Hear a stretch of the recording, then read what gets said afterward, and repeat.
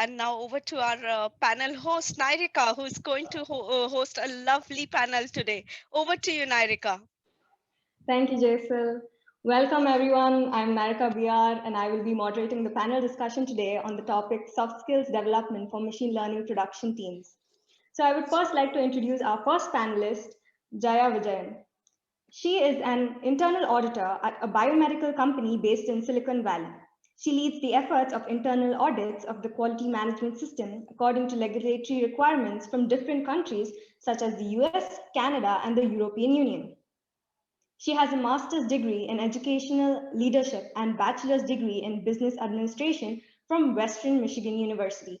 She holds a data analyst and deep learning nano degree certificates from Udacity and has many other such certifications. So our next panelist is Jaunius Urbonas. He has a master's degree in civil engineering, design, and management. Before pivoting to data science and joining IME, he has worked for multinational civil engineering consultancy, Arup. Since joining IME, he's worked with large utility companies to help them build internal data science capabilities and deliver end-to-end data science projects. I would also like to congratulate you on your promotion as a senior data scientist at IME. Congratulations. Thank you. Yes. So I would also like to invite our speakers, Gate, Genova, Amar, and Manpreet, to join us for our panel discussion. So from our earlier presentations from them, we learned about the soft skills required for different machine learning team roles and about what soft skills are required for ML roles in the academic and the industry sectors. I would like to start off our panel discussion with some real-life examples provided by our panelists on the soft skills for machine learning production teams. I would also like to add that the audience can put their questions up in the chat window and I will take them one by one. Thank you. So over on to our panelists to start off the session. Yes, I think Jaya or Jaunius, you have maybe, because Nyrika, she is asking about some real scenarios that soft skills make a difference. So, well, thank you again for having me. One common theme that I noticed through everyone's talk, part of that all ingredient that makes everything work, I think, is the communication skill. And communication can sound quite self-explanatory. Sometimes, when people say, oh, my art explains itself, it's definitely not the case in most cases. And here, I think this theme also ties in when new people enter the team. You have a specific vocabulary, what good data means. What does it mean to move model to production? And you work again, with different stakeholders. And again, you mentioned these words. Sometimes people are embarrassed to say, I don't know what you mean about integration.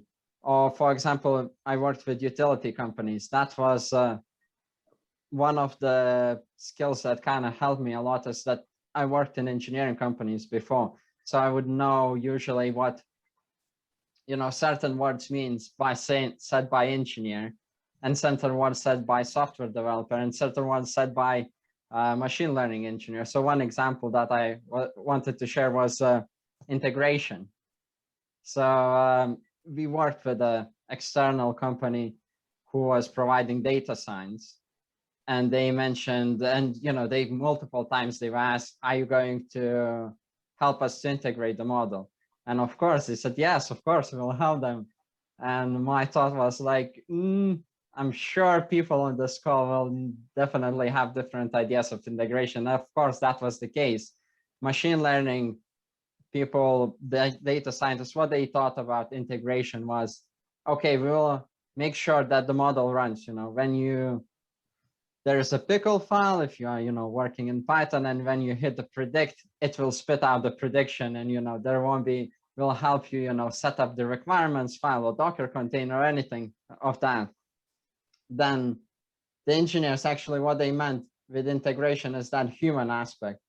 Are you going to change the behaviors in the company with your model?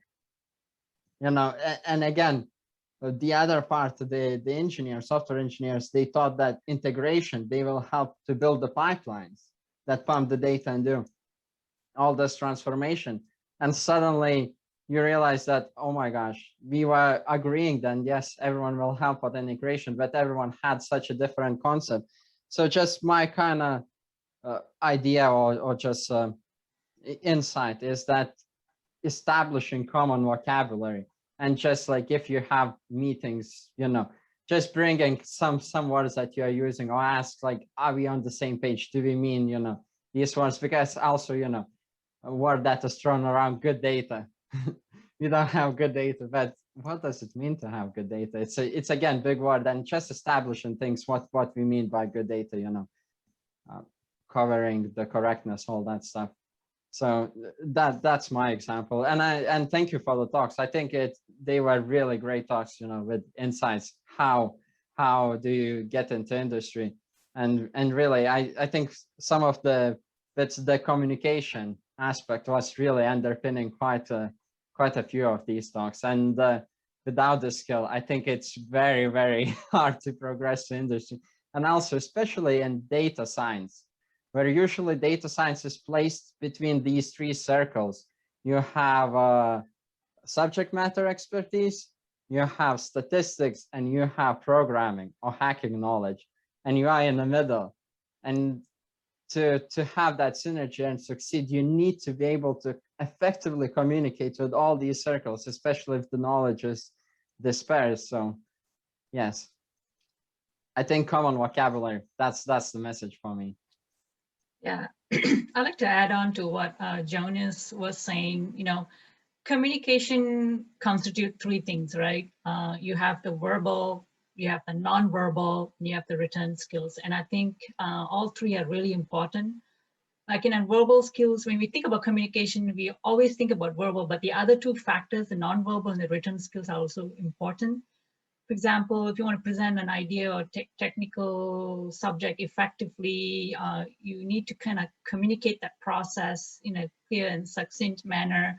And then that's really important. And then, the nonverbal skills are your facial expressions and your voice, and all that matters in the verbal communication. And how you present yourself to people, your machine learning teams, and able to convey your thoughts and processes in a clear, succinct manner. The other thing is the written skills. I think this is so important. You need to write reports, you need to write emails, and you need to have a good written skills to put your intentions on paper or email. So these three things are really, really crucial. It doesn't matter if you're a data scientist or a machine learning engineer, it goes across the board. If you're a product person, if you're a marketing person, these three communication skill set is really crucial. I agree. Just to add on that, one of the nonverbal communication parts, at least I work in Britain, and people are super polite here. So one of the communication skills that you wouldn't notice is the silence, because usually people don't want the confrontation. British, I think, are known. I'm not just trying to pick a bone here, but it's just something that also kind of culture influences. So some cultures, south of Europe are more confrontational. They will tell you what they think, and if you move maybe more towards north, I'm trying to be generic here, but they don't tell you. And here you wouldn't know the feedback that things are not going great. But if you notice the silence of this, sometimes you won't know what the silence means, but when you figure out what the silence means, usually it's too late. That means you failed, they just didn't want to deliver that message.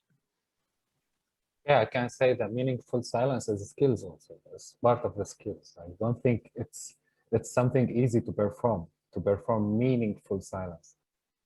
And even I cannot, I have to be silent right now, so.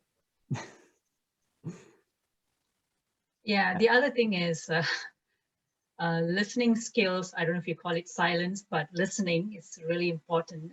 Say, for example, when machine learning engineers don't work in a bubble, right? You need to listen to other people, which is, when I say listen, you have to be quiet and listen to what others are saying. You have to listen to the data scientists, you have to listen to the data engineers, you have to listen to the business analysts, and then you have to listen to the product teams and the marketing teams, and understand where they are coming from. So be quiet and listen to other people and find out where they're coming from, what are their thought process and so forth. And then ask a lot of clarifying questions, that's really important. And use the input that they have, the data scientists, data engineers, because you listen, you're just taking in and soaking it in, and use the input that they have and make the machine learning project more successful, more, even better, right? So because you were able to listen and see what others are saying, your project becomes better because you're bringing in all these different people, different people's input into your project. It makes it super successful. I know that the real secret to listening I've learned is that it's not about me, it's others, right? If you hold a cup and let others fill your cup, and you'll be amazed about what you'll be learning from others. That's my 2 cents. Wow, that's really good examples. And, we can actually learn a lot by listening, as well as, having a good communication skill. This actually reminds me of an incident which recently happened to me, that we were working on this project mainly related to, how we target the companies, how we help them. So the main communication that we missed was how we had 2 data sets. So because of that, we spent almost a week working on one data set while ignoring the other, which, we had to repeat the entire process again. So yes, I'm going to definitely take away the communication and listening skills from this talk. So I would also like to know, what are the risks that occur during the project's life cycle because of these soft skills? So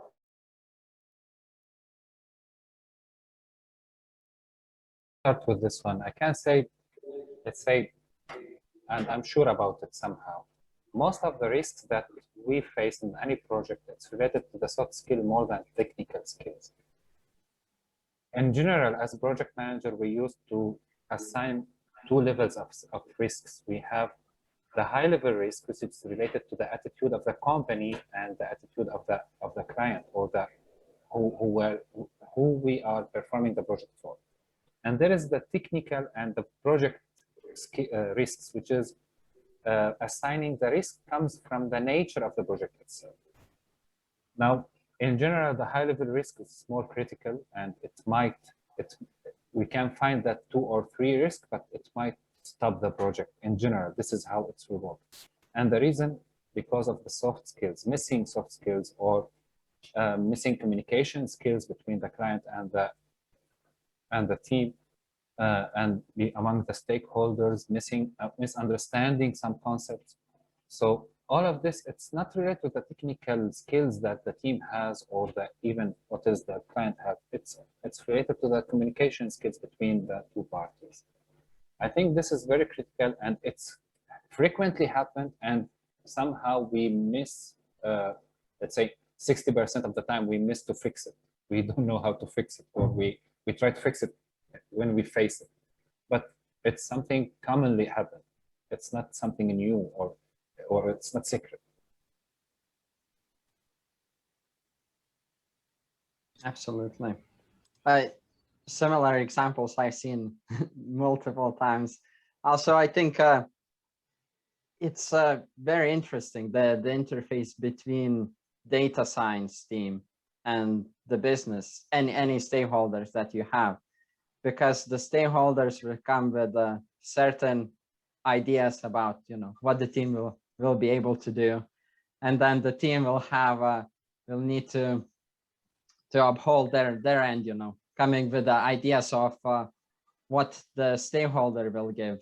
The data science expects good data sets, good explanations about the processes, everything, and the business, they come with a very different set of expectations, expecting that we'll tell you our problem, maybe throw you the sample data set, and here we go. We will get something great at the end. If not, well, data science doesn't work. So that type of expectations coming to the teams, and what I like to bring, to quite a lot of meetings, not to kind of start on a bad note, but just to kind of give the idea that to get data science, to get value out of data science projects, it's difficult. Usually a lot of projects break in the last bit, when the human needs to interact with your data model and then they realize you built the wrong one. No one wants this. But just saying that there are usually, the statistics show that less, single digits percentage, something like 5% of projects actually deliver value, go all the way to production and succeed and, are maintained and looked after. But the majority of projects fail because it's very difficult. There are so many steps. So just getting that expectation right at the beginning that we'll learn a lot.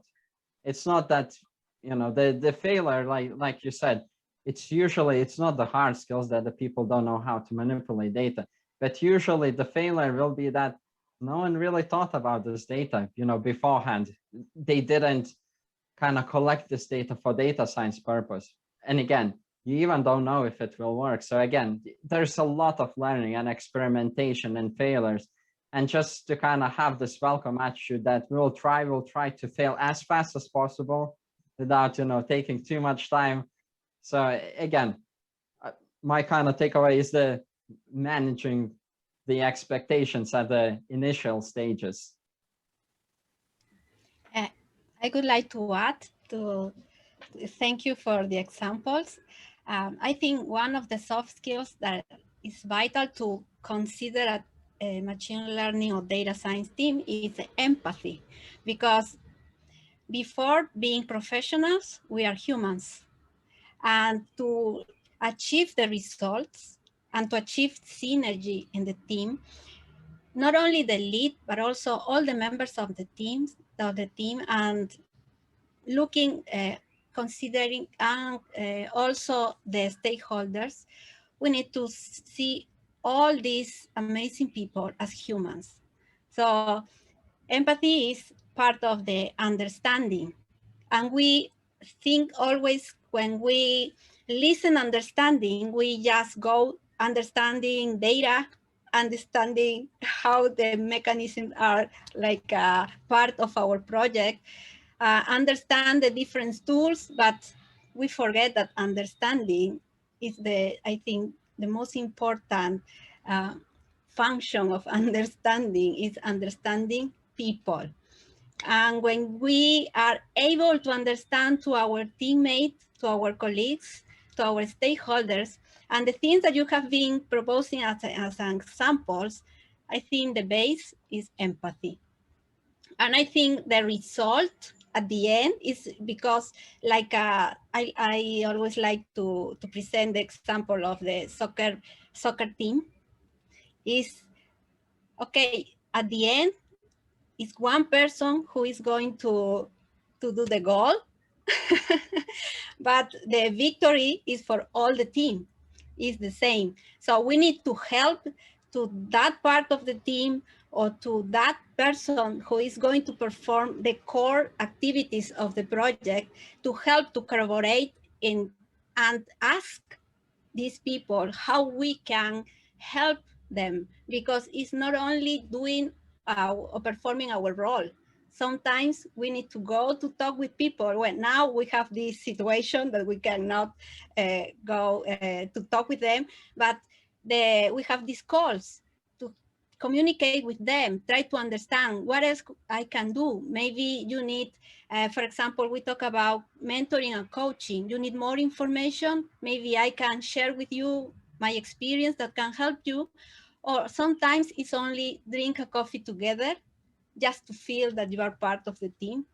So I think this is the base of soft skills, is being more humans. And Also, like, add to, sorry, go ahead, Manpreet.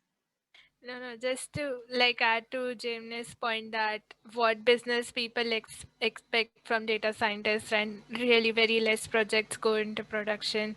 So business people have like a high expectations to serve it to their clients or the customers, and it's the duty. Like sometimes it becomes a data scientist to how they visualize and tell about their data to their business or stakeholders that what actually comes.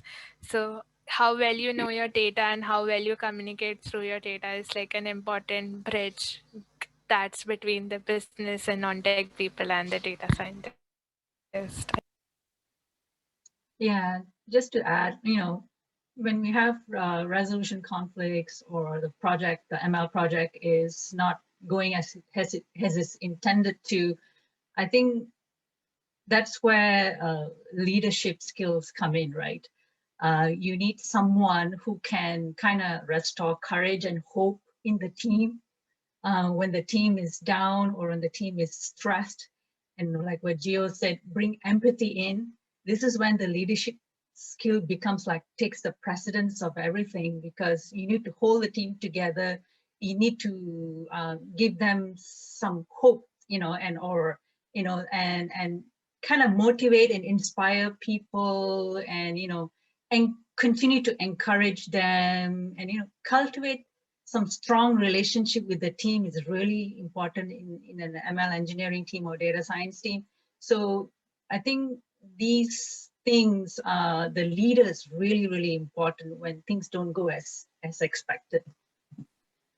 Yes, just to add on this, I thought leadership and leaders are the other bit where they become really important is some of the projects, they take a long time to get to success. So maybe it will take a couple years, which is quite realistic to once till you have a production model that people are using and you are getting the value. So if you don't have a leader that believes in data science in the team, that you got the right people, you got the right skills, we'll get there. We just need to keep trying, because another bit, the expectations, it's you might not get it right the first time, but if there is a leader that believes, I see in it, I know that we can do it, we just need to keep trying, with that type of leadership, I think it's tremendous benefit to any team to kind of weather them through the downturns and okay, let's learn what we done, what went wrong, let's get back up and try something else. But just that high vision goal, I think it's very important to get the leader in your organization who has it, instead of someone who focuses on short term. We have the budget for 6 months, let's do it. You haven't done well. Data science is not great. Yeah, and the thing is, like in machine learning projects or data science project, there's this thing called, I don't know if you heard about the CRISP-DM approach. You understand the business problem and then you work your way down, and the first thing is always the business problem, right? Nailing it down in the very beginning is really critical, so that other things like the models and everything else will play an important role in the whole scheme of things. So I think understanding the business problem, talking to the leaders, talking to the team are critical so that the project will be successful. Talking about CRISP-DM, what I noticed, and I mean there are different models that spun off it, is that to get into Agile Framework, you need to kind of change the model a bit, because I think what I've seen from my experience, that a lot of things fail at the end stage when you try to put it to the user, how you're going to use, how these predictions are going to be used. So you spend so much time on this, moving everything to optimizing before you actually got the idea of what is working. So, and also it's very hard, I think, like when you are talking to business, to nail the problem and understand what the right solution would be there. And I think if you spend too much time in, getting the data, building the pipelines, making sure they run at enterprise level, all that stuff, it could be a high cost sunk if, things at the end don't work out. So I think it's great when you if you set your expectations that we'll have to probably iterate quite often from the beginning to get to the right solution. Thank you. That was such an good discussion on how we can have a proper communication skills and listening, and how our teams are going to go into the productivity and all those wonderful examples. So I would like to ask the audience to come up and say a few words if they would like to have a discussion or their questions. So Tara, would you like to come up and ask a few questions?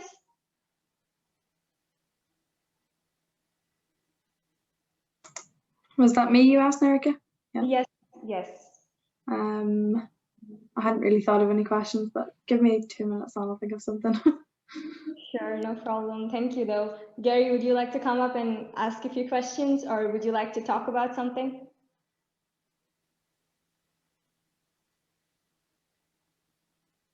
Yes, it's you. You're on mute. I can't hear you. A lot of people who thought they weren't going to get called on in this meeting. Yeah, that's a surprise. Would the panel agree that a key soft skill is not to be intimidated by other members of an agile team? We, in a recruitment context, we find it very difficult to be confident that recruits will contribute to their teams.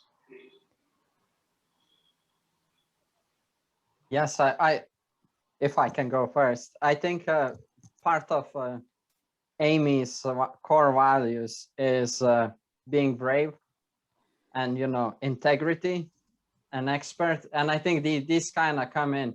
So like we mentioned about the hard skills you gain through the experience working in the coal mines, but then the integrity and being brave when you see things are not working, or you just like there is a saying in engineering, if you think something is wrong, probably it's wrong. If you think it's right, it still could be wrong. But just that intuition, and being brave to say like, I don't think this is right, or this is wrong. But again, I think it's like this field that is very new and requires a lot of experimentation. And again, people probably like the soft skills, I think, play a big role, like you mentioned, getting empathy, getting the trust between the team members, understanding that if you fail, that's good.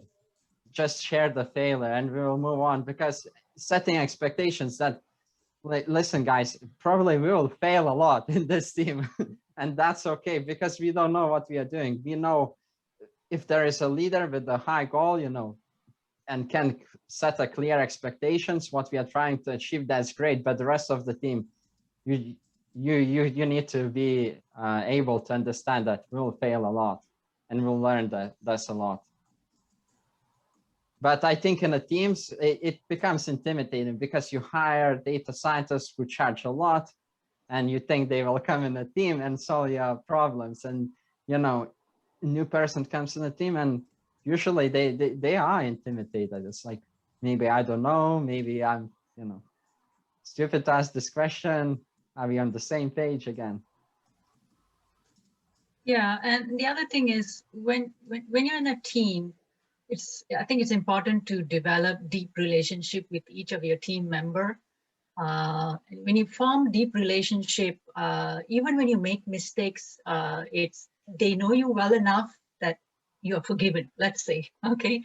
So having that relationship, building that relationship, and then and going deep in the relationship in a machine learning team, data science team is really, really good, because then you understand each one of the individuals and each one is different, and the differences makes you stronger as a team. And even when you don't succeed, the team is there to back you up and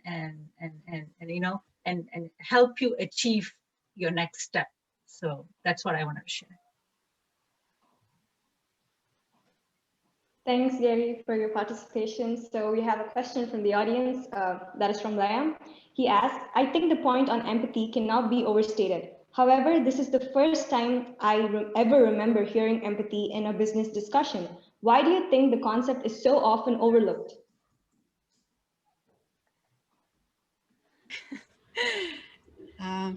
I think because soft skills are precious, and soft skills help us in many, many ways.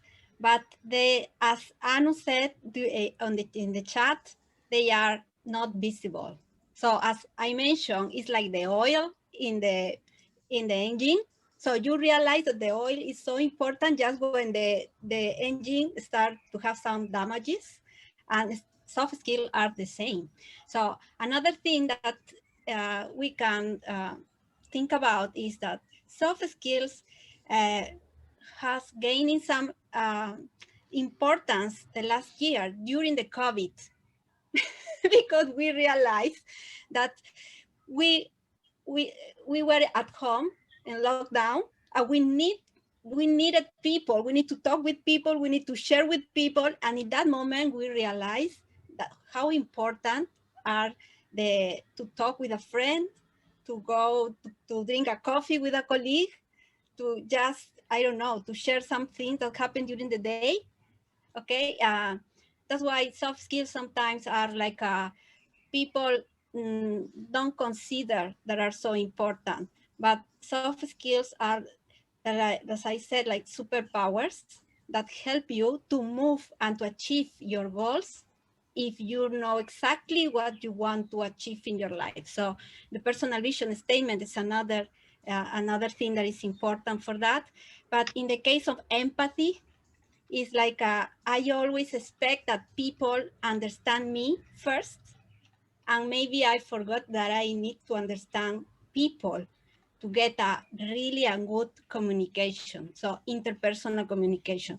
So in business is very important. And when we talk about data science, and when we talk about to have the same languages of our stakeholders, to have the same languages, I need to not only active listening, but also empathy, because I need to understand my stakeholders and the team members. Thank you. I really agree with you on that. Like, we need to understand each other on a personal level as well during these difficult times. It would be comforting to everyone, and it's such an important soft skill that we need to have in every company. So we have a question from Jaisal. Would you like to come on and ask that? Okay, I was talking on mute, sorry. Yeah, so I have a very simple question. There are a lot of techniques that industries nowadays use in order to, bring in soft skills and customer centricity, like empathy mapping, design thinking, etc. But is it that sometimes it is only on paper, but not implemented in reality? Do we think it may happen? Any thoughts, Gayat, or anybody, please add to this, because I do come across these issues sometimes. Faisal, what I feel, it's implemented, but it's also there is conflict of interest.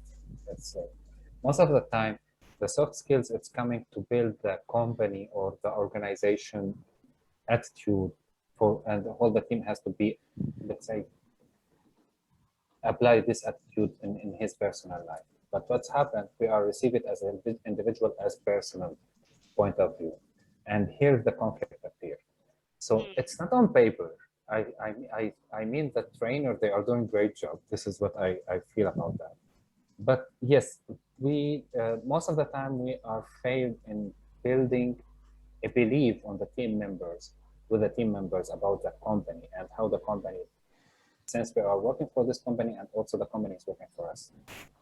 Now, there is many reasons for that, but I think this is the main gap, because there's a conflict of interest. I think I agree with you for the conflict of interest, and that could be the main reason, where the business driver as well, but the personal driver, there is a gap between the two. Yeah. Thanks so much, Nyrika. Over to you. Yes, thank you, Jaisal, for the question. And Tara, would you like to add your thoughts on it? Yeah, well, not my thoughts on Jaisal's question, but I have something for Almar maybe. So from a research perspective, have you found that some academics aren't really as empathetic and support these soft skills as much as industry and business professionals do? Thanks everyone for previous questions and answers. They were really helpful. Tara, thank you for your question. It is a critical point to ask, because it first depends on the supervisor and on the academic staff itself, number one. The second thing that you need to understand is that your PhD, like I'm gonna like talk specifically about a PhD. The PhD is yours, and you are the one who's ruling it. Other factors may come in, but you need to understand that you don't the first thing that you don't need to expect empathy, because this is a 3-year thing where you need to find something and discover. I'm gonna say discover, this is a big word, but discover something new or implement something that wasn't implemented before. You know, this is why you need to be resilient and accept that you might not have any support, any empathy. And to add over that, it is sometimes hard to understand how to unify the system of the PhD, because it is dependent on the department, on the lab, on the project itself. For me, for example, I work in a company that coordinates with a university on a regional project. So I have a lot of people involved, and I'm the only one technical working there. So I need to accept and approach the ideas of everyone to come up with something new. This is for me a bit stressful, but this is part of the resilience that I was talking about. You need to expect the worst, because it could happen, and if it happens, it's not anyone's problem. No one did something wrong. It's the system. It isn't working very well anymore, especially when companies come in, especially when external funders come in. It is a big deal there. Thanks for that, Emma. Yeah, I totally agree. My PhD is being part funded by a company, but I'm working at a different company, so there are some difficulties there whenever it comes to managing priorities and making sure that I've got things done. I'm doing my PhD part-time as well, so it's over a stretch of 5 years. So I have to be even more resilient. Exactly. Thanks. You're welcome. Yes, thank you. So I see a lot of discussion going on in the chat with Thomas and Richard. Would you like to come on the panel discussion and talk about it? Actually, I'm afraid to discuss this stuff openly. I don't want to talk about it. I'm trying to prompt Tom to. Sorry for distracting. So Richard, the multimodality is something Greg and I have been talking about. And I knew it was just a matter of time that we were going to pull Geith into talking about it, but it's a spirit of, I think there's still opportunity to keep these super advanced transformer type systems democratized. But it is amazing what these GPTX, I'll call them now, type models can do. And WuDao is, again, like I said on many times, Richard, and I think we said this on your show, I don't fear AI. I fear the hands of those who hold the most advanced AI technology and systems, those that are the most skilled at coming up with new architectures. So AI doesn't scare me, just like guns don't scare me. It scares me who's holding the gun. And this is much more powerful than a gun. Sorry to put a philosophical damper on this beautifully wonderful, caring, and how we need empathy in the world more discussion. But I guess it extends to begging anyone with the power of AI in their hands, please only use it for humanity's good. We love pressing that big red button though, don't we, as a species? Yep. The one that says do not press. Yep. Sorry, we've hijacked. Let's get back to the topic. Nyrika, back with you. Sorry, I will Tom. say, because of my very simple mind, I did love the discussion, and I'll just put my summary in the chat.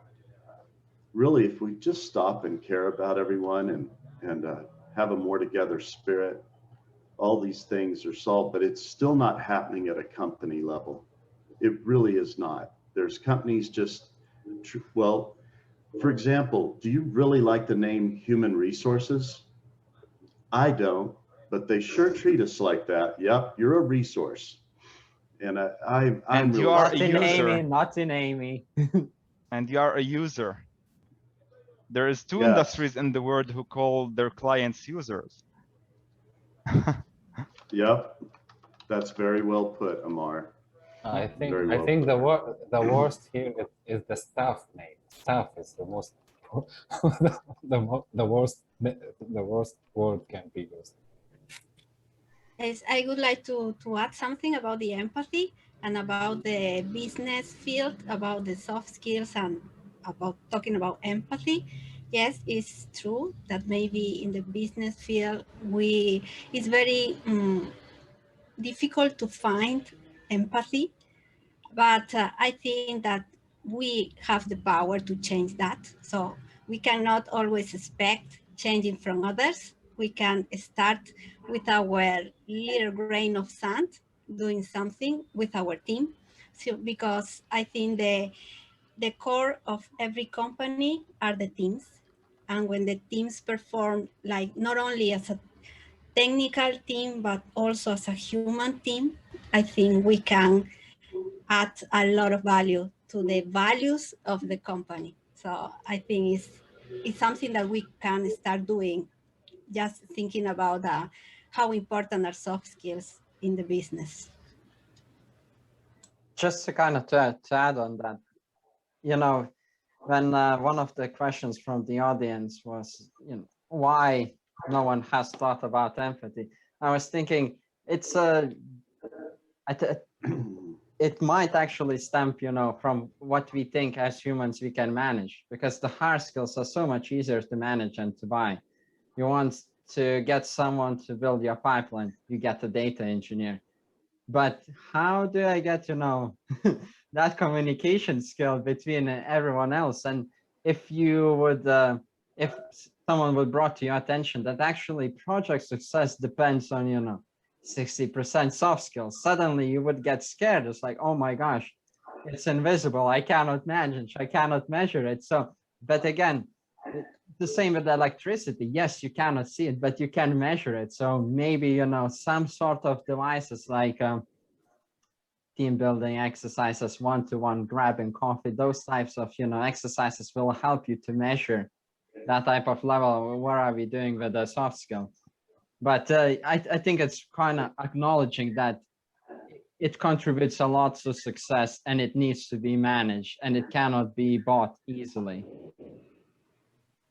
Yeah, I think empathy, adding to Gio and empathy, I think if we listen more, listen to the other person more, you know, and speak less. I think when you're listening to the other person's perspective, I think then you begin to show some empathy and you begin to show the words that they are sharing, the ideas that they're sharing because you're listening. That itself is already empathy because you're pausing and you're listening, right? And you're caring for the other person and whatever they're saying. So that itself is enough. It's enough to be. It's already an empathy, and the other person's looking at you, and they're seeing that you're listening and you're quiet and they know you care and they know you are valuing what they're saying and that's enough. That's just the beginning. And when that happens more and more, people come together and people support each other, the positive influences, it's like exponential and everybody's like helping out each other and doing things each other and the project becomes super successful. So I think listening would be like the first step, I would say, and then that builds that empathy and the relationship between people in a team.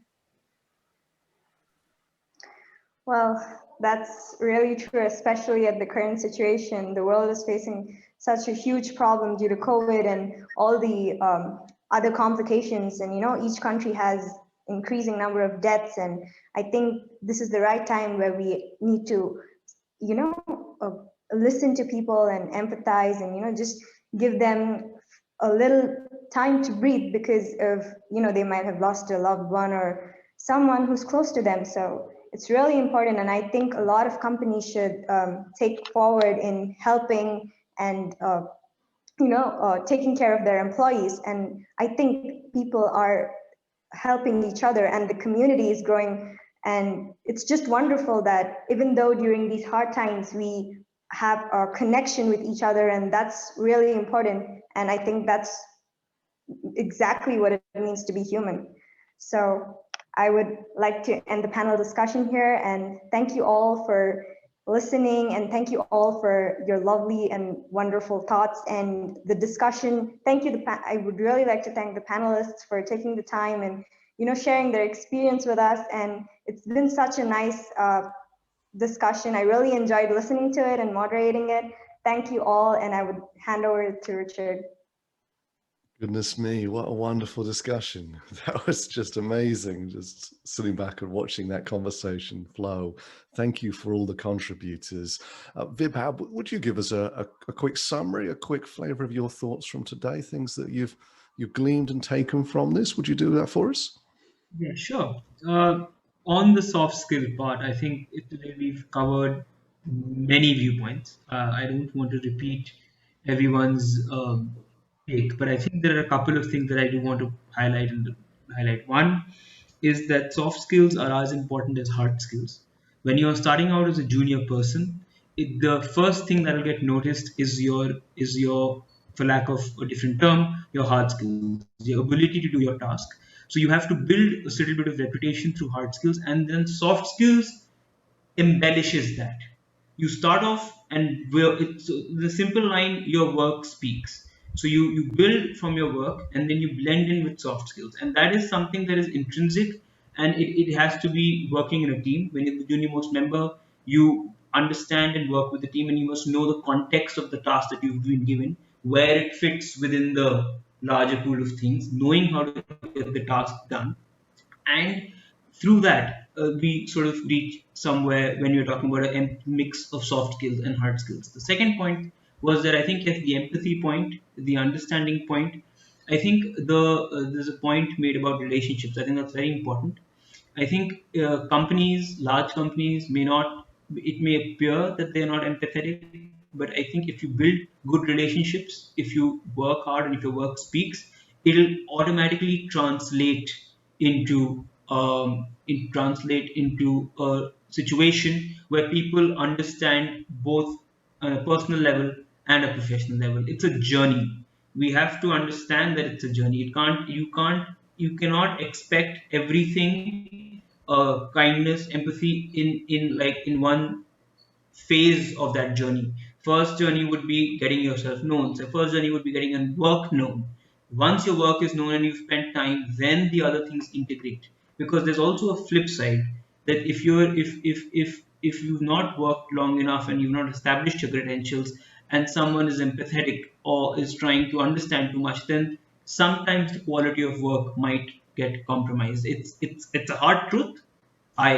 So it's sort of just putting it out there and sort of combining it. But overall, a very, very good discussion, and I think it's fantastic insights. I think there's so much to learn. I think I'm going to go back and hear the recording again. It's going to be like a podcast to play in the background when you're thinking about how to go about work.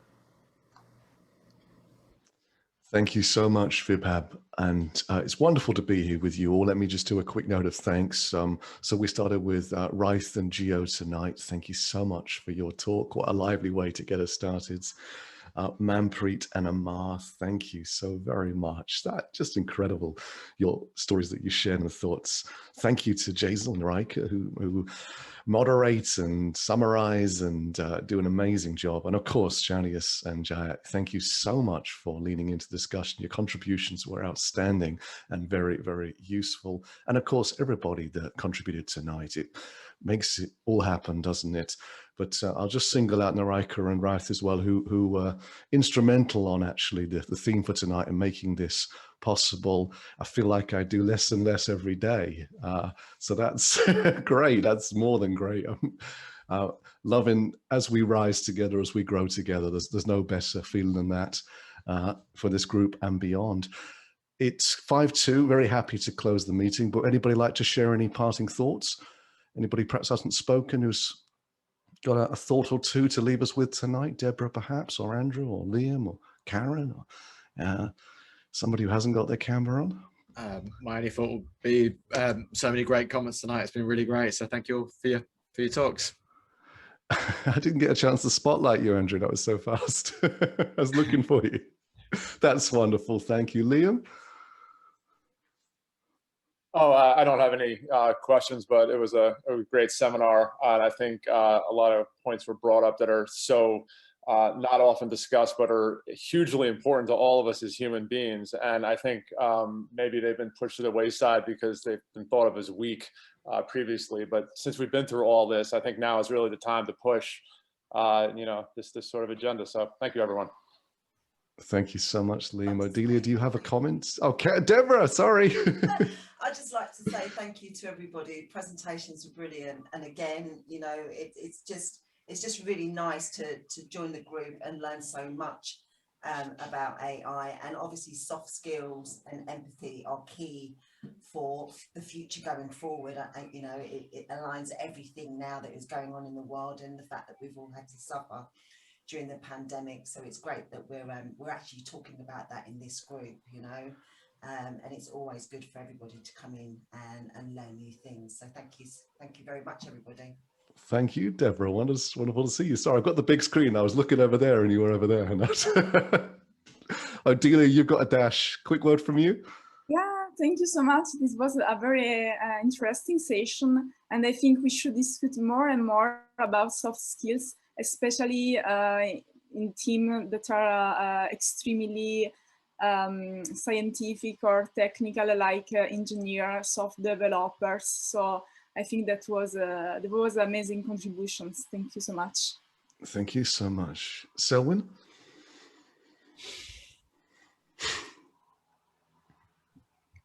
I arrived late, but what I heard was really good. I look forward to the recording.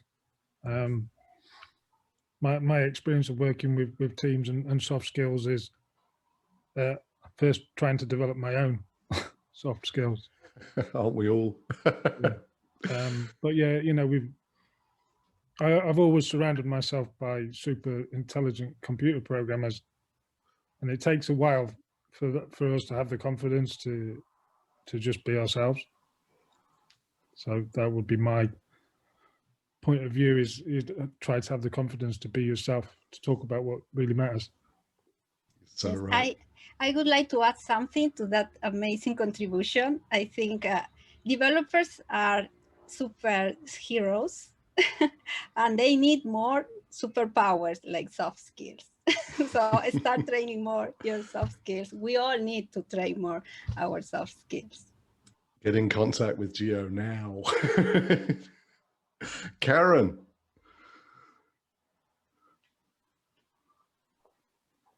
Well, it's amazing to hear all of you. It was amazing. And we are proud to call our community a family, a MKAI family.